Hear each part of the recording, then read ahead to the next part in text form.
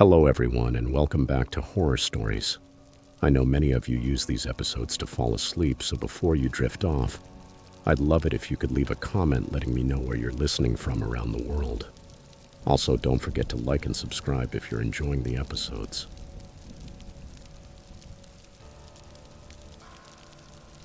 Story 1. This happened when I was 12 years old, and it really wasn't that long ago. My name is Alex. Everything happened in Connecticut, when I went to visit my aunt, my uncle, and my two cousins.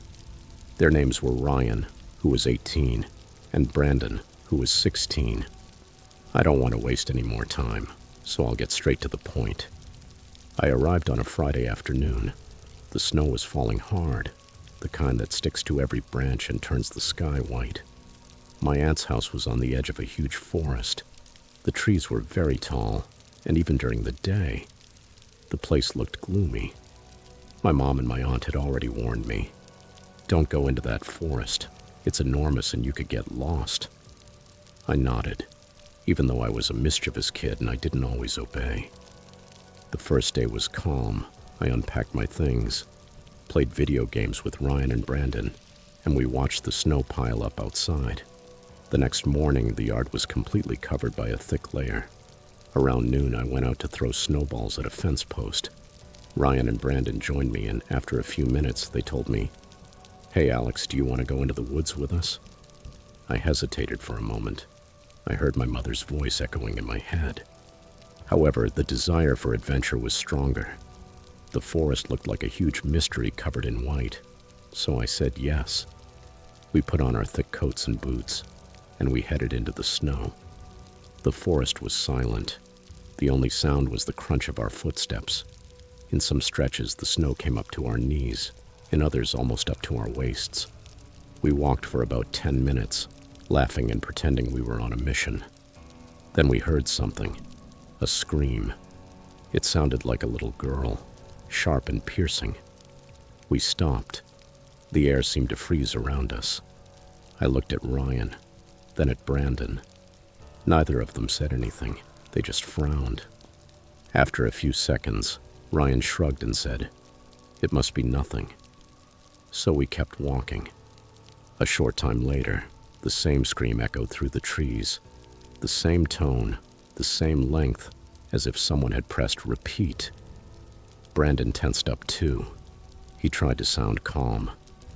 "It's nothing," he said. But he didn't even finish the sentence when the scream was heard for the third time. Fear hit me hard. I felt my heart pounding in my chest. Even though the snow made it hard to move, we turned around and started running. Branches hit our coats. The icy air burned my throat. But I didn't stop. Finally, we burst out of the trees and reached my aunt's backyard. We were breathing so hard that we almost didn't notice another sound. Banging. It was coming from the old wooden shed near the fence. Ryan, who was the oldest, walked up and looked inside. There was no one there, but the latch was broken and the door hung open. Several tools were missing inside. Ryan shut it quickly. No one said what we were thinking, but we all felt it. We should have told the adults right away, but we were afraid of getting punished for going into the woods. So we stayed quiet. That night, I lay in the guest room staring at the ceiling. Around midnight, I heard a soft tapping on the window. My room was on the second floor, and the only thing outside was the sloped roof covered in snow. I didn't move. I barely breathed. The tapping continued, insistent, as if someone was trying to get my attention without waking the others. It only stopped when morning came. I didn't sleep for a second. The next morning, the three of us went out to shovel the driveway. Then we grabbed a football and started playing in the yard. The cold wind was blowing hard and the sky was still gray. While we were running, the scream sounded again, closer than ever. Brandon ran into the garage and came back with a metal baseball bat. Ryan grabbed a flashlight, even though it was daytime. I picked up a thick stick. We followed the sound to a group of bushes. There, half buried in the snow, was a small battery-powered radio. The volume was all the way up, and it was playing the same little girl's scream we had heard in the woods on a loop. At first, I felt relieved. It was just a prank. I thought someone had left the radio to scare kids. But then I saw footprints, large ones, coming out of the bushes and leading away toward the back of the property. Before we could say anything, a man appeared from behind a pine tree. He wore a dark coat and a wool hat that covered almost his entire face. His skin was pale and his cheeks were red from the cold. He spoke to us in an almost friendly tone. "Boys, come with me. I have something to show you." Ryan shouted, "No." The man smiled in a strange way, showing too many teeth. For a few seconds he stood still, just smiling. Then he lunged toward us, running through the snow. We ran as fast as we could. The man slipped on a patch of ice and fell. That gave us the seconds we needed. We reached the back door, opened it, and slammed it shut. My aunt and uncle came in when they heard the noise. We were shaking so much we could barely speak. Finally, we told them everything. The woods, the screams, the shed, the stolen tools, the tapping on the window, the radio, the man. My aunt's face turned white. She grabbed the phone and called the police. The officers arrived within minutes. They checked the yard, the nearby woods, and the shed. An hour later, they found the man walking along a side road. He had a hammer and a cordless drill hidden inside his coat. The police talked with my aunt and uncle for a long time. That's when I learned his name. Carl, my aunt's ex-boyfriend from years ago. He had moved out of state when she married my uncle, but now he had come back. The officers believed he broke into the shed to take tools, then placed the radio in the bushes and used a recording of a little girl's scream to lure us toward him. His plan was to kidnap us, threaten us, and force my aunt to meet with him. He thought she would leave my uncle to save us. If she refused, he would hurt us. That was his twisted plan. Carl was arrested that same day. The police said the deep snow helped slow him down. If the ground had been clear, he might have caught one of us before we reached the house. The slip also saved us. I can still remember his face when he fell. His eyes wide, his arms flailing, that horrible smile disappearing in an instant. That night, my cousins and I slept together in the living room with the TV on. No one wanted to be alone. I felt safer, but I couldn't stop watching the windows. The snow kept falling, covering Carl's footprints and the marks around the radio. The next morning, the police came back to collect the broken radio and take more photos of the shed. They told us we had been very lucky. I thought about what my mom and my aunt had warned. Don't go into that forest. They were right. We could have gotten lost or something worse. I felt guilty for disobeying, but also grateful that everything ended this way.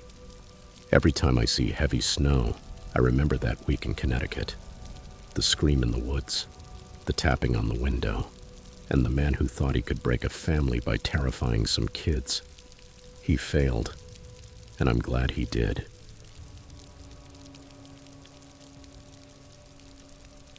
Story 2. It was a little after 1 in the morning, though it felt like it was much later. The house was dark and silent. Each of us was in our own room. I was only 8 years old, but my sisters trusted me because I was the only one who knew the alarm code. In the neighborhood, there had been gunshots a few nights earlier, so Mom left the security system on the highest setting before leaving for her night shift at the hospital. I was lying in bed with a flashlight, reading the same page of my comic for the 3rd time, when a ripping sound shattered the silence. The alarm. The blaring was so loud it made the window glass vibrate and thudded in my chest. I threw the blankets aside and ran into the hallway, meeting my sisters at the same time. Their eyes were wide, shining in the dim hallway light. "The code," Lena yelled, though her voice was swallowed by the deafening noise. I didn't need the reminder. My hands were shaking, but they moved on instinct. I ran to the keypad by the front door and entered Mom's 4 numbers. The siren cut off halfway, and the silence that followed felt even louder. For 5 endless seconds, no one said a word. My heart was beating so fast it hurt. Finally, Kayla asked, "Did you open something?" I shook my head. I had been in my room the whole time. We checked the doors we could see from the hallway. All of them were closed and the deadbolts were in place. The windows, too. There was only one entrance we didn't dare look at. The garage door, the one that led directly to the backyard. Mom called it the weak point because it faced the alley. We tried to laugh. I told myself maybe it was a loose wire or a cat brushing against a sensor. But then, while we were standing there, we heard a single crack outside, brief and sharp, like a distant gunshot or a firework left over from the 4th of July. We froze. The silence returned, and for a full minute nothing else happened. Suddenly, the alarm went off again. I had never felt fear that intense. My legs refused to move. Lena grabbed my arm, but this time I couldn't run to the panel. The siren kept screaming. Lena and Kayla shoved and dragged me to the keypad. With trembling fingers, I managed to enter the correct sequence. The noise stopped. Again, all the doors seemed closed. We stared at each other, unable to breathe normally. None of us dared go toward the garage. We stayed huddled together, listening. The house creaked with small sounds, but the air had changed. It felt like someone else was breathing in the darkness, hidden out of our sight. Lena took charge. "The master bedroom," she said. "Lock it." We ran to Mom's room and bolted the door. It was sturdier than the others, and the attached bathroom had another door if we needed to hide again. Kayla locked the deadbolt and pulled the curtain shut. The room felt bigger than I remembered, but the shadows in the corners moved as if they were alive. We armed ourselves with whatever we could find. Kayla held a heavy lamp by its base.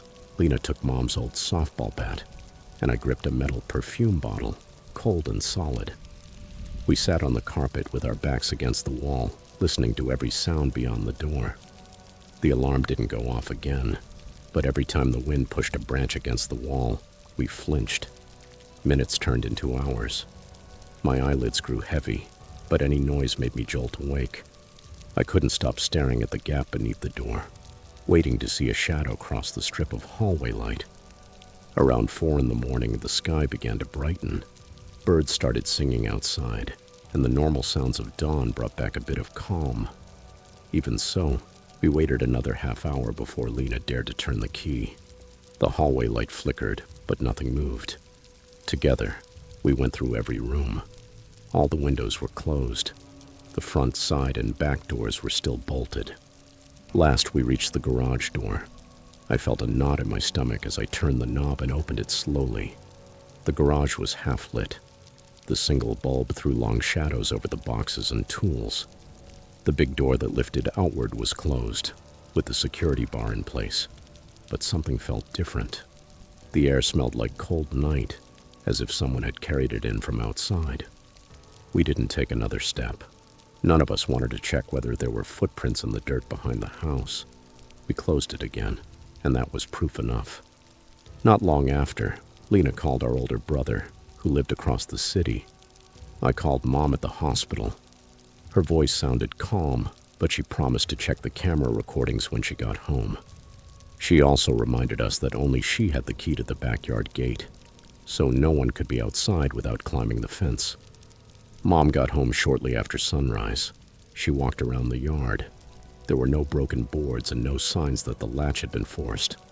The front porch camera hadn't captured anything, but the alarm panel log showed 2 activations in 3 minutes. Both flagged as garage side door. Someone, or something, had tried to open that door twice. We never got answers. No neighbor saw or heard anything strange. Maybe it was a system malfunction, the company said, though they also couldn't explain the faint marks on the outside garage doorknob, like scratches made with a tool. Mom had the entire lock replaced that same afternoon, but the damage was already done. Lena started sleeping with a small pocket knife under her pillow. Kayla began wearing headphones at night so she wouldn't jump at every creak. I woke up sweating whenever the wind made the gutters rattle.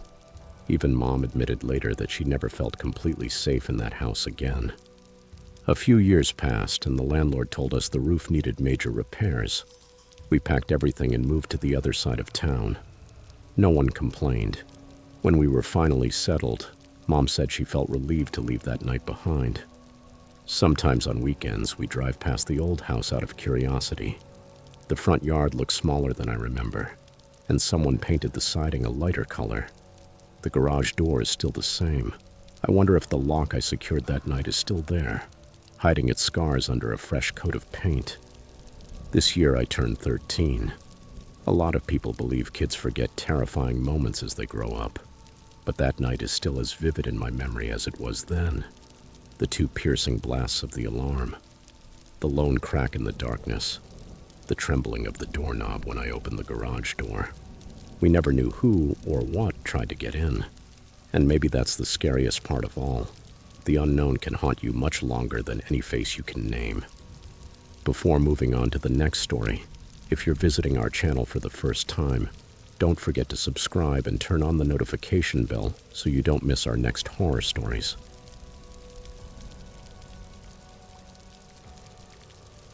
Story 3. I was a new student at a small school in November 2017. The place had, in total, around 50 students. Yes, I know, very few, right? The reason I went to that school was because at my previous institution, the academic level was too advanced for me. I needed to transfer to a school where the work was easier and I could focus better. It was called Smith School, and it was located in New York City. In the past, it had been a school for youths with criminal backgrounds, but over time it became an educational center for students with special needs. I was there for almost a full year before transferring to a larger school. I got along with almost everyone since there were so few of us. We all knew each other. I even ended up dating a boy. His name was Kyle Fernandez. I think we started dating in February or March of 2018. He was at Smith School because he had been expelled from his old school for selling marijuana to other students. One of them reported him, and that's how he ended up there. During the first 2 or 3 months of our relationship, Kyle was kind to me and to the other classmates, although he was almost always high. I never smoked marijuana, and I never planned to. Sometimes Kyle took me to hang out with his friends outside of school. They were a lot like him. They smoked, sold marijuana, and wore their pants so low you could see their underwear. It was unpleasant to look at, but Kyle loved me, and I loved him too. While he and his friends did things that could get them into trouble, I stayed out of it. And miraculously, Kyle never pressured me to join them. A few months passed and everything stayed the same, until one day in July everything changed. That night, Kyle came to my house. We were in my room talking for an hour, until my phone started vibrating nonstop. It was several text messages from my friend Liam. I opened iMessage and saw that he had sent me a bunch of bold but funny memes. I started laughing out loud, and then Kyle asked me, "Who is texting you?" I told him it was my friend Liam. Then he wanted to see the messages. I said, "Please, it's nothing. He's a friend from years ago. He always makes me laugh." Kyle's expression changed immediately. He got furious and demanded to see my phone. My smile disappeared. I got nervous and I could barely whisper a no. And I think you can already guess what happened next. When he heard my refusal, Kyle grabbed my phone and threw it against the wall. The glass shattered, scattering across the floor, the lamp, the dresser, and even the bed. I froze, unable to believe what I had just seen. Instinctively, I raised my arms to protect my face, not knowing what he would do next. Suddenly, I felt him grab my left arm, and before I could react or say anything, I saw a piece of glass from the phone in his hand. In 1 second, he stabbed it into my arm and pulled it out almost immediately. I screamed with all my strength, so loud I thought the whole neighborhood could hear me. Kyle, completely out of control, yelled at me, "Now are you happy?" And he ran out of my room and out of my apartment. I wish my mother had been home, but of course she wasn't. I ran to the bathroom, washed the wound with soap and water. It hurt like hell, and then covered it with a huge bandage. After that, I picked up my destroyed phone, removed the broken case, and blocked Kyle on all my social media. I promised myself that if he ever showed up again, I would make it very clear that I never wanted to see him again. To my surprise, he never came back. He didn't return to my house and I didn't see him on the street. Even so, I always looked around me, just in case. I kept what Kyle did to me a secret. When people asked why we broke up, I only said that the relationship wasn't going well. Everyone seemed to believe me. I didn't have the courage to tell the truth. Fear stopped me.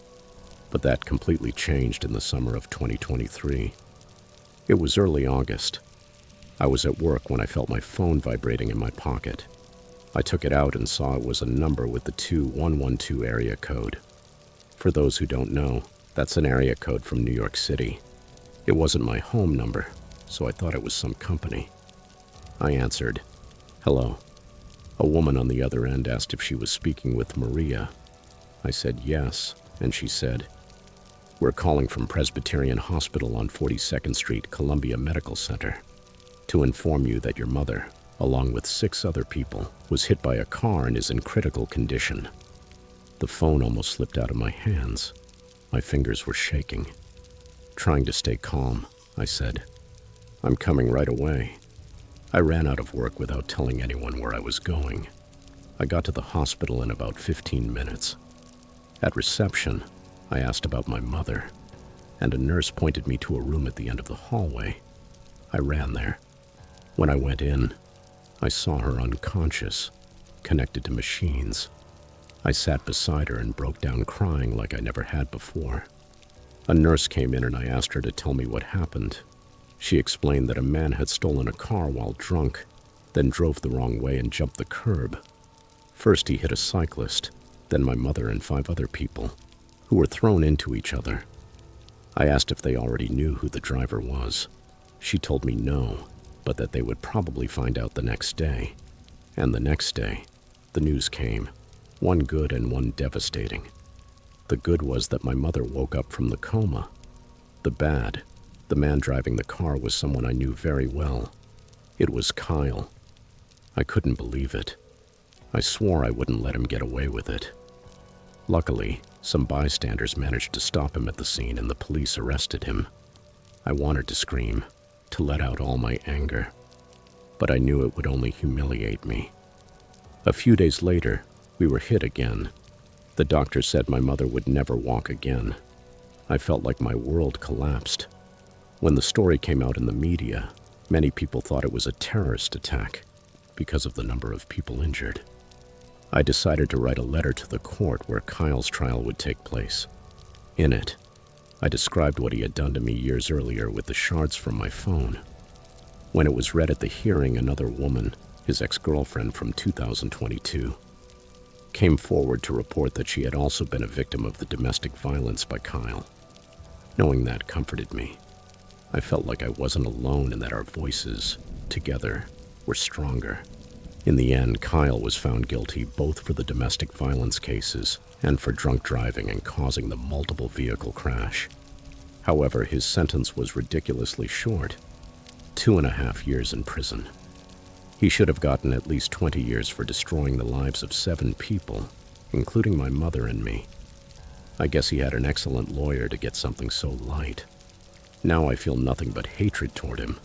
He ruined my mother's life forever, and people like him rarely change. Maybe I'm exaggerating, but I know I will never get over what happened. Still, while he serves his sentence, I hope he reflects on all the damage he caused, seeks rehabilitation, and truly changes as a person. My advice to him would be that when he gets out, he should stay away from New York, a city that has only fed his worst habits, and start over somewhere else, helping people instead of destroying them.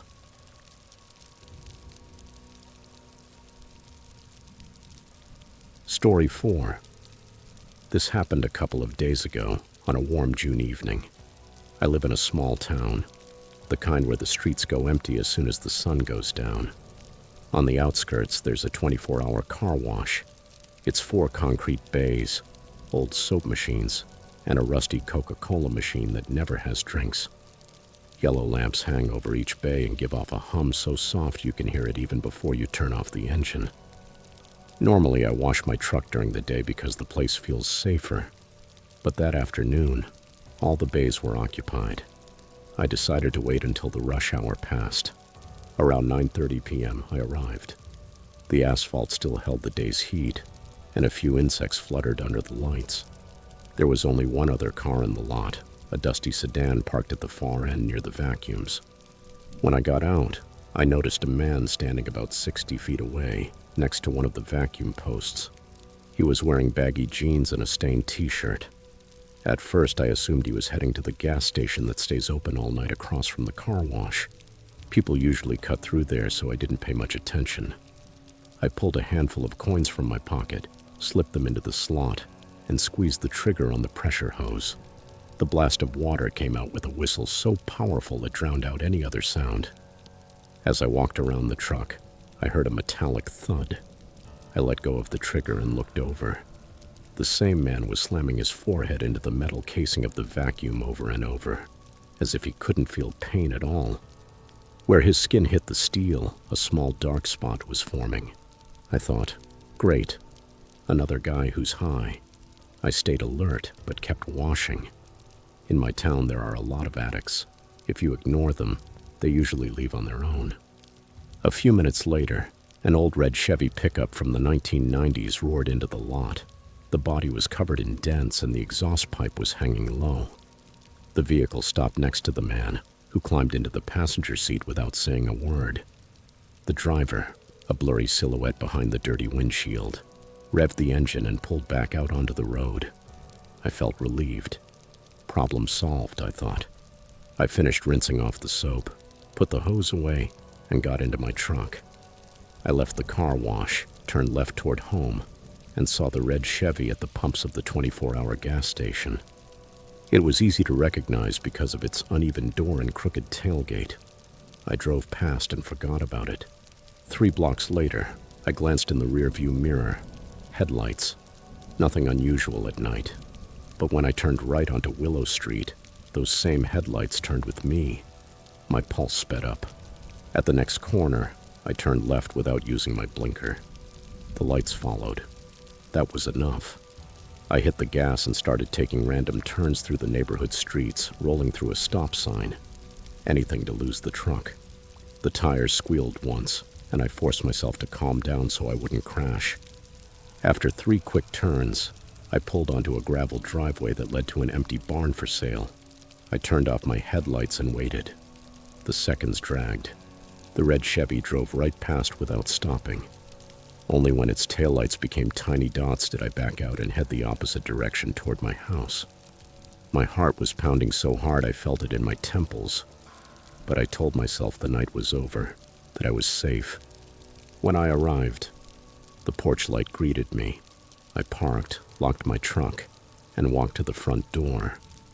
Out of habit, I looked toward the small backyard and noticed the shed light was on. The wooden door was wide open. I figured my younger brother had taken tools to work on his truck.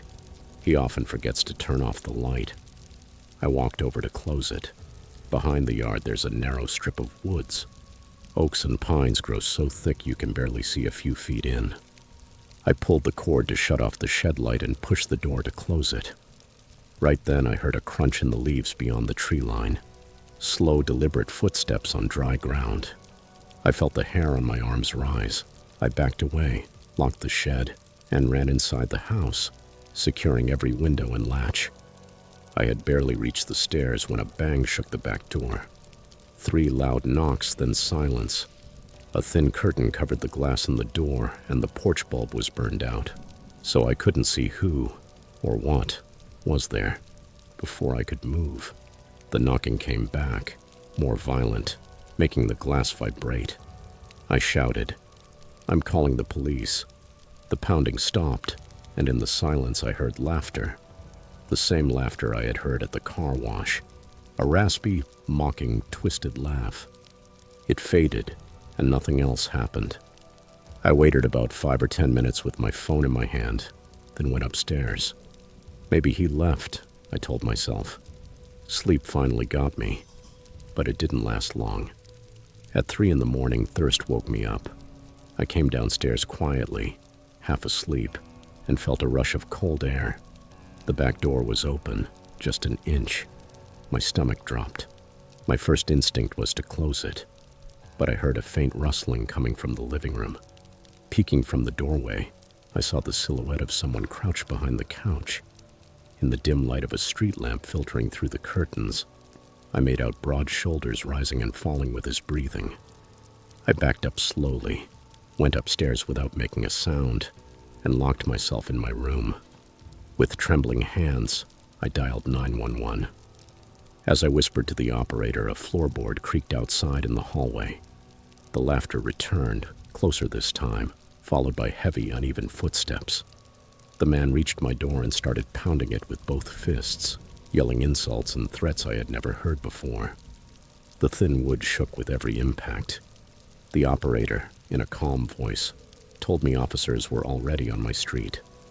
I explained that the intruder was inside, right outside my bedroom. She told me to stay quiet and said she would let the police know to come in through the back, since the door was open. The pounding stopped. Total silence. Then I heard boots stomping hard down the stairs. At that moment, a blue glow flashed through the windows. Police lights. There were shouted commands and the clatter of metal hitting the floor. Something slid across the kitchen floor. Minutes later, an officer knocked on my door and told me everything was under control. I came out carefully and saw 2 officers handcuffing the man from the car wash. A large kitchen knife lay on the linoleum near his feet. He looked at me with glassy eyes, mumbling incoherently, with a dry streak of blood on his forehead. They arrested him for trespassing, possession of a weapon, and several drug-related offenses.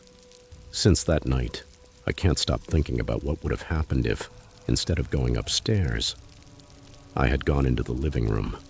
I replay every small decision, hiding at the barn, locking the doors, calling the police, and how each one saved my life. I don't even want to imagine what that man was planning to do. So please, learn from my experience. Always stay alert, trust your instincts, and lock every door before you go to sleep.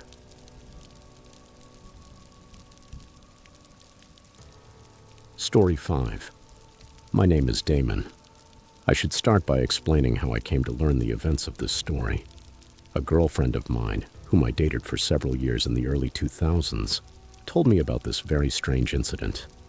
For it to make sense why I believe every detail exactly as she remembered it, and to emphasize that there is practically no logical explanation for what happened, I need to explain a bit about who my ex-girlfriend was. She was 20 years old, and I was 22 at the time. My girlfriend's name was Jenna. She was incredibly sweet and a little naive in the best way. A few details about her character. She had never suffered from or been diagnosed with any mental illness, nor had she experienced hallucinations, either before or after the events I'm about to describe. On the rare occasions when she tried to lie or exaggerate, it was immediately obvious. She was terrible at making things up. I got to know her well enough to tell if she even slightly embellished something for dramatic effect. As far as I can remember, she didn't have a dishonest bone in her body. What follows is the most faithful reconstruction I can give, exactly as she told it to me, making a conscious effort not to magnify any detail. That day, Jenna was driving to her aunt's and cousin's apartment in the city.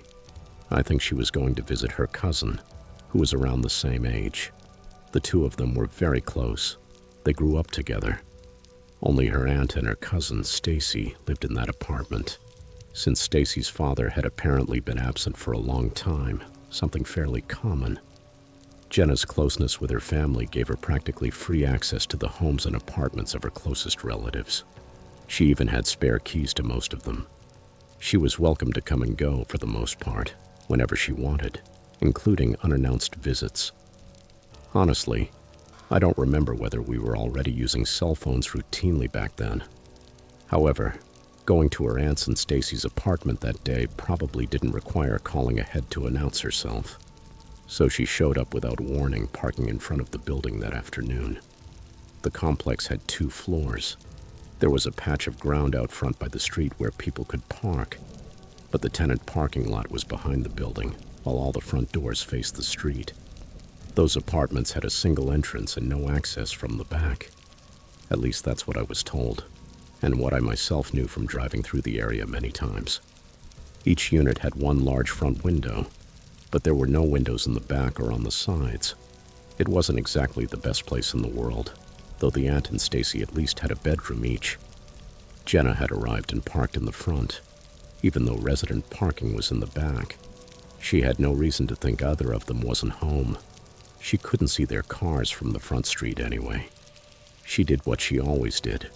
Went up one floor by the open staircase and walked 3 doors down the exterior hallway to her aunt's and cousin's unit. She tried the doorknob and, finding it locked, used her key to open it without knocking. That wasn't unusual, even though the complex wasn't in the most glamorous neighborhood, which was why the door was locked. Jenna knew she was more than welcome to come in without announcing herself. After unlocking the door, she stepped inside. Not seeing her aunt or Stacy right away, she moved from the entry to the left and peeked into the small kitchen. No one was there. She called out, "Hello, it's me." When no one answered, she started down the short hallway that led to the 2 bedrooms at the back of the apartment. The first room on her right was her aunt's. She glanced in and, seeing it was empty, called again, "Stacy, it's Jen." There was still no response. By that point, Jenna almost assumed no one was home, because in a space that small it would be nearly impossible not to hear her, after she had announced herself more than once. From where she stood in the hallway, she could see the only bathroom at the end was empty, and that most of the lights were off, except the light in her cousin's room. That single light dimly lit the hallway. Jenna took a few more steps to Stacy's doorway to look inside. On her left, she said, were her cousin's dressers, and directly across from her was the bed. There, she saw Stacy sitting upright but completely motionless on the edge of the small mattress, with her back to Jenna, who was standing in the doorway. She was startled for a moment. She assumed that if nothing strange was going on, her cousin would have answered as soon as she came in. From the doorway, she asked if Stacy was okay. The figure on the edge of the bed didn't make the slightest movement to suggest she had noticed Jenna's presence. Growing more uneasy at Stacy's strange behavior, Jenna stepped closer to the bed. She felt confused, and all the most alarming explanations crowded into her mind. Anything that could explain that rigid stillness. When she was almost at the foot of the bed, she heard her aunt's voice from the living room, along with the unmistakable sound of the front door opening and the bustle of someone coming in carrying grocery bags toward the kitchen. Her aunt, she recognized her instantly, was speaking casually to someone right there. And in that same light conversation, responding to her aunt's hurried remarks, was the unmistakable voice of Stacy, her cousin, her aunt's only daughter and roommate. The very same Stacy whose bed was right in front of her, back turned. Jenna froze, as she put it, in a kind of half-shock, her brain working overtime to rationalize and reconcile contradictory perceptions, all in less than a single real second, though to her it felt like a slow-motion scene. She managed to find her voice and started saying down the hallway that she had only stopped by to say hello, that no one was home, and she stopped halfway through the sentence. She felt her heart pounding hard and a cold dread spread through her body as she slowly turned her head back towards Stacy's room.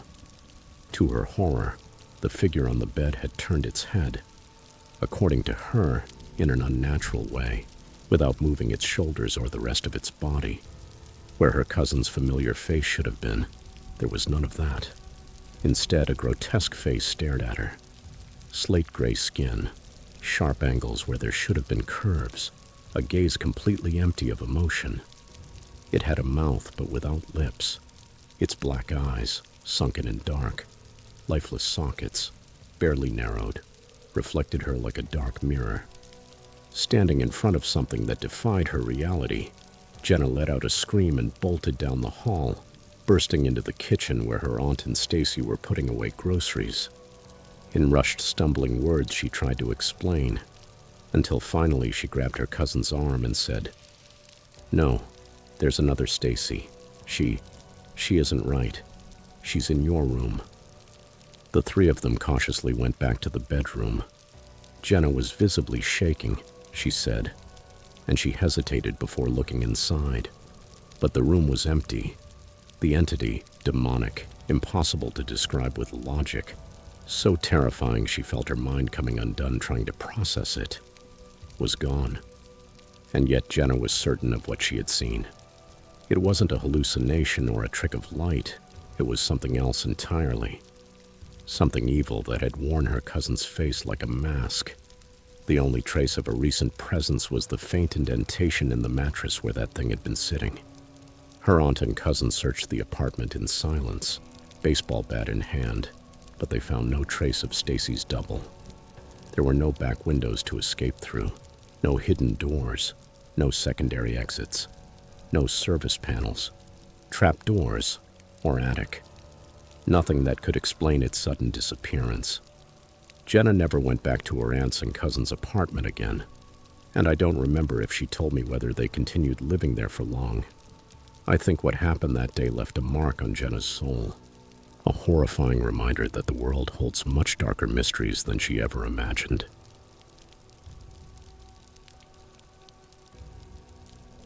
Story 6. I work for an outdoor supply store, so my kids and I already had good camping gear. My wife, however, had never joined us on a trip. I wanted her to feel comfortable, so I bought a huge family tent, one of those where you can almost stand up inside. We planned to meet up with several friends and their kids at a lake, only an hour from home. By mid-afternoon, the new tent stood firm on a flat patch of grass. I stored the sleeping bags, backpacks, and the utensil box inside, zipped it closed, and went with my family for a slow walk along the shore. The sky looked calm. The weather radio didn't mention storms, but that lake sat in a valley known for sudden microbursts of wind. Halfway through our walk, the air changed instantly. The trees along the ridge bent, sand lifted off the ground, and the lake's surface turned white with foam. I saw something spinning over the water, a bright flash of nylon. It was our new tent, with all our gear inside, flying like a giant kite. I shouted and kicked off my shoes and dove into the water without thinking. Cold waves slapped my face. I swam hard, grabbed a guy line, and dragged the whole mess back to shore before it sank. The damage was bad. The rainfly was shredded. 2 poles were snapped, and everything inside was soaked. A few small things, my daughter's flashlight, a camping pillow, never turned up again. We tried not to cry over the lost gear. Instead, we built 2 big campfires to dry our clothes and planned to sleep in my wife's old family truck, 35-year. It barely ran, but at least it had a roof. Our friends arrived just before dusk. They lent us spare blankets and settled our kids into their tents. Spirits lifted. We roasted hot dogs, laughed about my dive, and swore the worst was over. Around midnight, my wife and I climbed into the car. We folded down the back seats, laid an air mattress on top, and crawled under still damp blankets. The wind made every loose piece of the old vehicle rattle, but we felt relatively safe, until the first heavy drops hit the roof. The drizzle turned into a roar. Water leaked through the cracked window seals, soaking our heads and the pillows. Lightning struck so close it left bright shapes on my closed eyelids. I grabbed the walkie-talkie. "You guys okay?" I asked. "Yes, this is awesome," my son shouted, brave because his friends could hear him. Seconds later, a lightning bolt split a pine tree between the tents. The trunk exploded, throwing bark like shrapnel. The shockwave made the station wagon jump. All the kids screamed at once and the radio filled with panicked voices. They ran toward the cars, slipping in the mud, their faces lit by the flashes in the sky.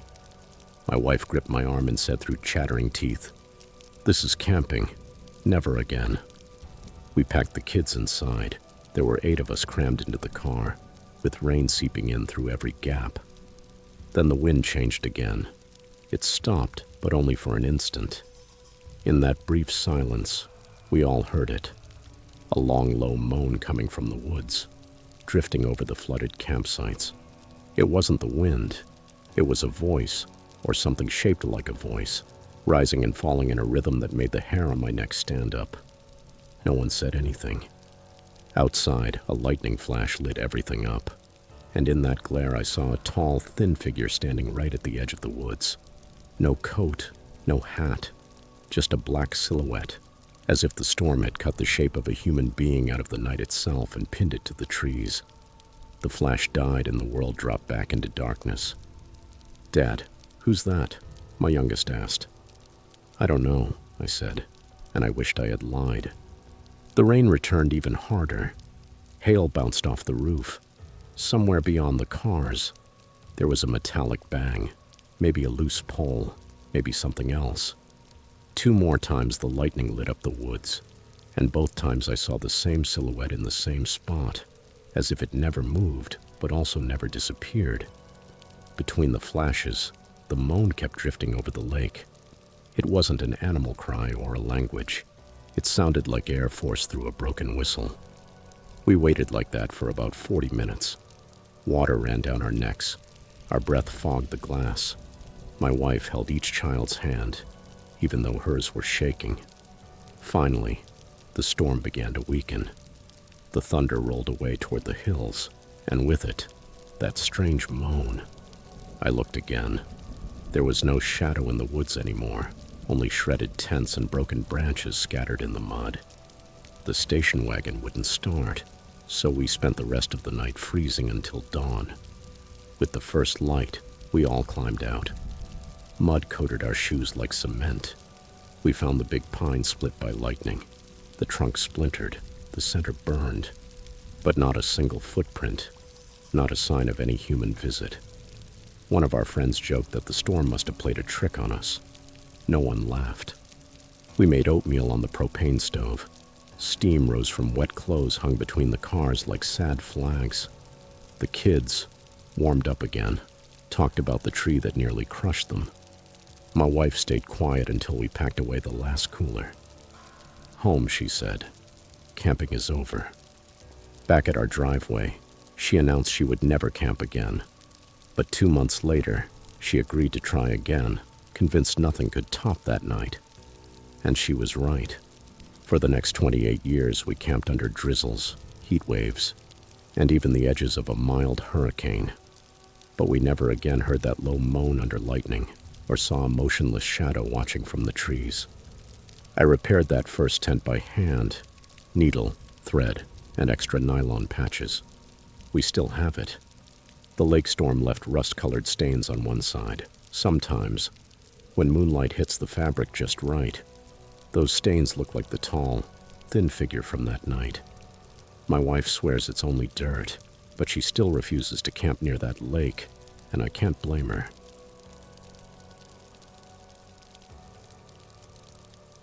Story 7. It was a cold night in early November 2018 when I was working the night shift at a 24-hour convenience store just outside Asheville, North Carolina. The store was isolated on the edge of town. After midnight, the highway was almost empty, except for the occasional trucker or traveler passing through. The fluorescent lights hummed softly above my head, and the constant murmur of the refrigerators was my only company as I restocked shelves or swept the floor slowly to kill time. The night had started normally. Around 1 a.m., and a couple of teenagers came in laughing, bought snacks and energy drinks, talking loudly. When they left, the silence took over again. The minutes stretched endlessly as I watched the clock, waiting for dawn to ease the uneasiness that the early morning hours always brought. Around 2:30 a.m., headlights lit up the parking lot. An old, rusty, noisy truck pulled in slowly and stopped in the spot farthest from the main entrance. The driver, a man I had never seen before, stayed inside for several minutes, the engine running and the headlights aimed into nothing. From the store window, I couldn't see the inside of the cab well, only the silhouette of someone hunched forward, completely motionless. I kept wiping down the counter, glancing outside now and then. I felt a slight pressure in my chest, an uneasiness I tried to blame on the paranoia that comes with so many lonely nights. Finally, the vehicle door opened with a squeal, and the man stepped out. He moved with an unsettling slowness, each step heavy and deliberate. He was tall and thin, wearing a worn brown jacket and a baseball cap pulled so low his face was shadowed. He walked into the store. I forced myself to greet him politely, trying to hide my nerves. He didn't respond. He barely looked at me as he moved slowly down the aisles. He didn't seem to be shopping for anything, just drifting, stopping now and then to stare at products as if he was trying to remember something. There was something in the way he moved, a tense stillness, a kind of disturbing focus that made a deeper fear settle in me. I pretended to straighten items behind the counter, watching him through the corner mirrors that showed the aisles. Eventually, he picked up a single can of soda and came to the counter. Up close, I noticed his sunken features, pale skin, and the emptiness in his stare. Our eyes met for an instant, but he looked away immediately, as if deliberately avoiding eye contact. He handed me a crumpled bill. I rang him up, gave him his change, and he left without saying a word. I felt relieved, but as I watched him walk back to his truck, I noticed something that tightened me up again. He didn't get in right away. He leaned against the vehicle, drank the soda slowly, and stared straight into the store. Minutes passed and my nerves started to fray. Every instinct screamed at me to lock the doors, but store policy forbade closing them during the business hours. At last he got into his truck, started the engine, and drove away slowly down the dark road. I exhaled hard, convinced I had overreacted, that it was just midnight anxiety. Calm returned and I went to restock the coffee station. But barely 20 minutes later, I saw the same headlights approaching again. My stomach clenched when I recognized the old truck, this time parking much closer. It sat there motionless, the headlights aimed straight at the store, the engine roaring in the absolute quiet. Fear started to take hold of me. I moved behind the counter, grabbed the landline, and held it tightly, as if its weight could make me feel safe. The man got out again, but this time he walked faster, with purpose. He headed straight for the door.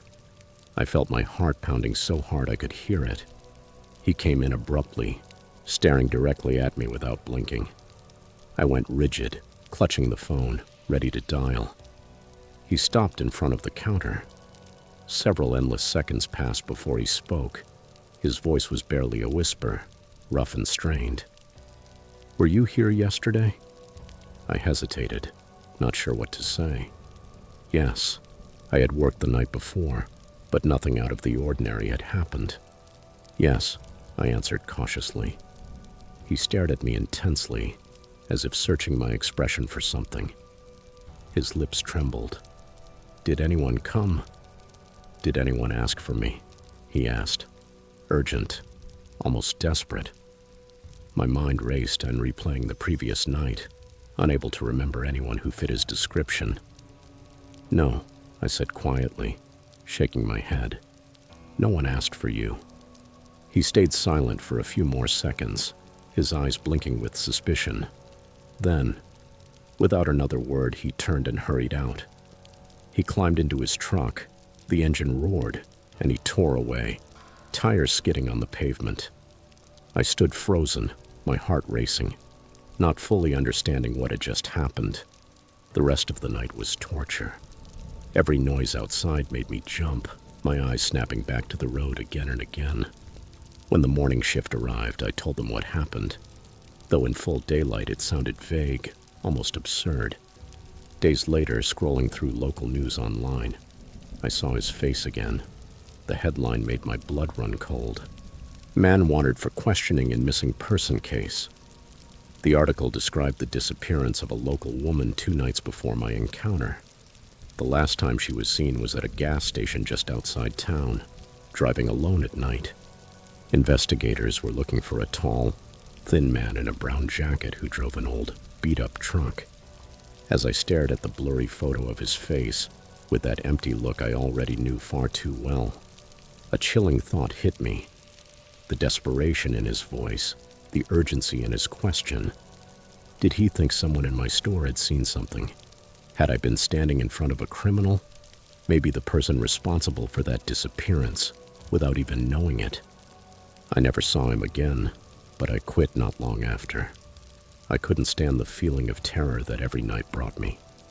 Even now, years later, every time I drive past that convenience store, my heart pounds, and the same disturbing questions from that cold, silent night come rushing back.